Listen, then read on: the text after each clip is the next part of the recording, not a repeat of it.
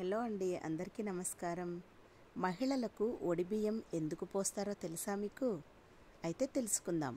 ఒడిబియ్యం తెలంగాణ ప్రాంతంలో ఆడపడుచుకు పుట్టింటి నుంచి లభించే అపురూపమైన గౌరవం కానుక ఈ ఒడిబియ్యం. ఇందులో ముఖ్యమైనవి పసుపుతో కలిపిన బియ్యం, కొత్త బట్టలు, కుంకుమ, శనగపప్పు, కుడుకలు, పచ్చముగ్గు సారెగా ఇవ్వడం ఆనవాయితీ. ఇది అమ్మాయికి పెళ్లితో మొదలవుతుంది. అప్పటి నుంచి మొదలై ముత్తైదువుగా ఉన్నంతకాలం వయసు ఎంతైనా పుట్టింటి నుంచి అందే కానుక ఇది. ఈ కార్యక్రమం సాధారణంగా వివాహమైన తర్వాత బేసి సంఖ్యలో నిర్వహిస్తారు. ఈ వేడుకలో వివాహిత మహిళ తల్లిదండ్రులు ఆమెను సీతగా భావిస్తారు. ఈ వేడుకలో ఆడపిల్లను మహాలక్ష్మి రూపంలో పూజించడం అన్నమాట. ఈ వేడుకలో పక్కనున్న భర్తను మహావిష్ణువులా భావించి ఈ వేడుకలో ఆడపిల్లలకు చీర, రవికె, బియ్యము, పండ్లు మొదలైనవి అబ్బాయికి టవల్, లుంగి లేదా డ్రెస్ ఒడిలో పోసి అత్తవారింటికి పంపు ఆచారం ఉంది. ఒడిబియ్యం పోసే సమయంలో అమ్మాయిలను గమనిస్తే తెలుస్తుంది. వాళ్లకు తెలియకుండానే మహాలక్ష్మిగా మారిపోతారు. మహాలక్ష్మి మొదటి లక్షణం రక్షించడం. బిడ్డను, అల్లుడిని రక్షించమని తల్లిదండ్రులు చేసే మహాలక్ష్మి వ్రతమే ఒడిబియ్యం. ఒడిబియ్యంలో ఒక బియ్యమే కాకుండా అష్టైశ్వర్యాలు కూడా పోస్తారు. ఇవన్నీ తమ బిడ్డను అష్టైశ్వర్యాలతో ఉంచాలని తల్లిదండ్రులు కోరుకుంటారు. తన తల్లి గాని ఇల్లు అష్టైశ్వర్యాలతో తులతూగాలని 5 పిడికిళ్ళ బియ్యం అమ్మవాళ్లకు ఇచ్చి దేవుని ప్రార్థించి మహాద్వారానికి పసుపు కుంకుమ బొట్లు పెట్టి అత్తారింటికి వెళుతుంది. అక్కడ ఆడవాళ్లను పేరంటానికి పిలిచి అమ్మగారిచ్చిన సారెను ఊరంతా పంచుతుంది. ఇది అత్తగారు కూడా చేయవచ్చు. ఇప్పటి పిల్లలకు ఇది ఎక్కువగా తెలియదు అనుకోవచ్చు. ఆ పసుపు బియ్యంలోని ప్రతి గింజలో మేమున్నాం బిడ్డ, చెల్లి అనే తండ్రి అన్నదమ్ముల తన్ను. ఇప్పటికీ కొన్ని ప్రాంతాల్లో ఒడిబియ్యం వండుకోవడం, 10 మందిని పిలిచి భోజనం పెట్టడం తప్పనిసరి ఆచారం.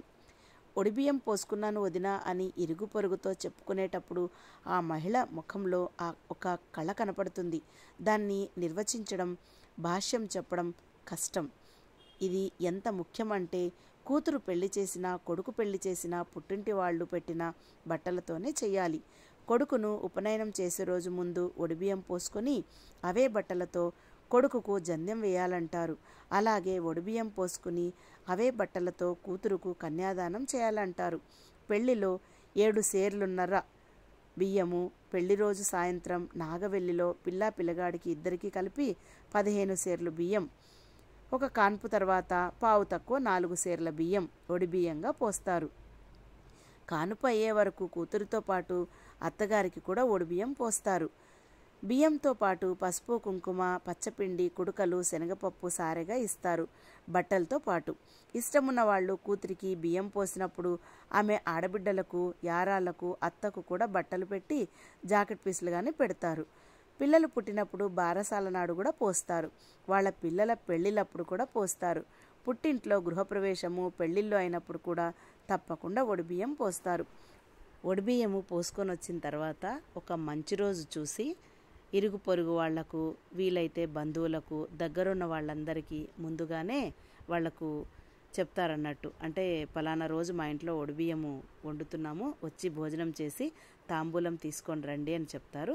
అలా ఒడిబియ్యం వండిన రోజు తనకు దగ్గర వాళ్లకు, బంధుమిత్రులకు, తెలిసిన వాళ్ళనందరినీ అంటే వాళ్ళ వీలును బట్టి వాళ్ళ శక్తి కొద్దీ పిలుచుకొని వాళ్ళందరికీ భోజనాలు పెట్టిన తర్వాత వాళ్లకు కూడా తాంబూలాలు ఇచ్చి పంపిస్తారు. ఈ కార్యక్రమము చూడడానికి మాత్రము చాలా బాగుంటుందండి.